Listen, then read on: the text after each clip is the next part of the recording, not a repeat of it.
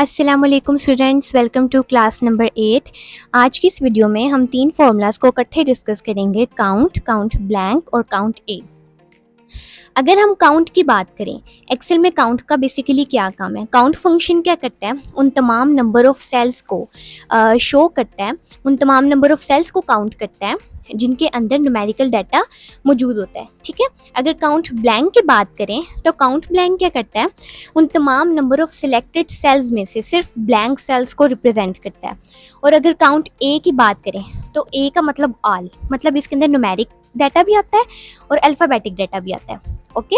इसके अंदर हम क्या करेंगे कि न्यूमेरिक और अल्फ़ाबेटिक दोनों नंबर ऑफ सेल्स को रिप्रेजेंट करेगा सिवाय ब्लैंक स्पेसेस के। ठीक है। जिन जो जो सेल्स ब्लैंक होंगे, जिस तरह ये है, इनको काउंट नहीं करेगा, सिर्फ न्यूमेरिकल ये जैसे ये है और अल्फ़ाबेटिक सिर्फ उन सेल्स को काउंट करके आपको देगा। ठीक है। अब हम काउंट फंक्शन की तरफ चलते हैं।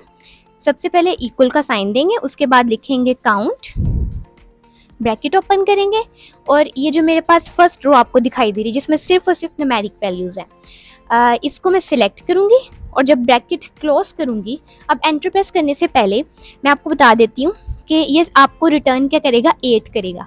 क्योंकि अगर हम देखें तो टोटल नंबर ऑफ रोज़ कितनी है, 8 है, और इन तमाम रोज़ में सिर्फ और सिर्फ न्यूमेरिकल डाटा है। और काउंट का बेसिकली काम भी यही है कि सिर्फ उन तमाम सेल्स को काउंट करता है जिसमें न्यूमेरिकल डाटा मौजूद होता है। जब मैं एंटर करूँगी तो ये देखें, ये मेरे पास क्या आंसर आया, 8 आया। मतलब इसने सिर्फ उन्हीं सेल्स को काउंट किया जिसमें न्यूमेरिकल डाटा था।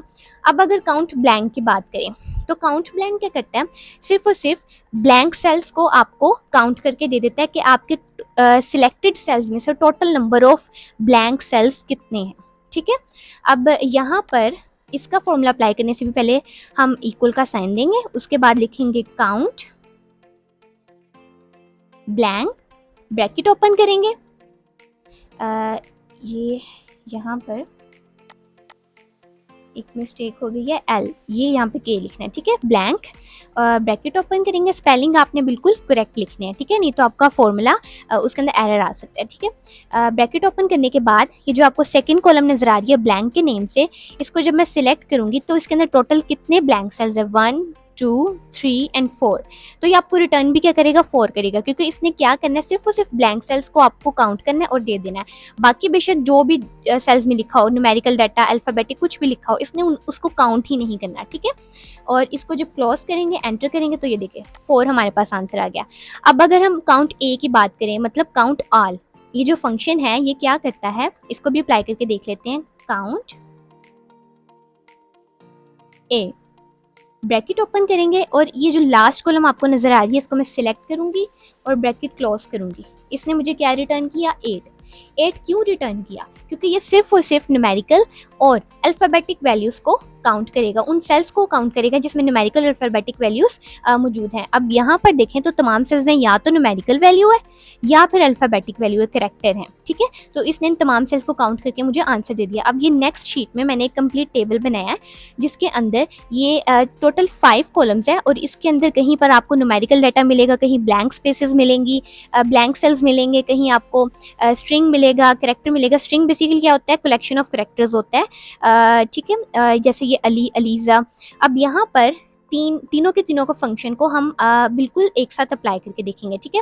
सबसे पहले काउंट को अप्लाई करते हैं, इक्वल टू का साइन देंगे, काउंट लिखेंगे और ब्रैकेट ओपन करने के बाद ये उस पूरी रो को मैं सिलेक्ट करूंगी।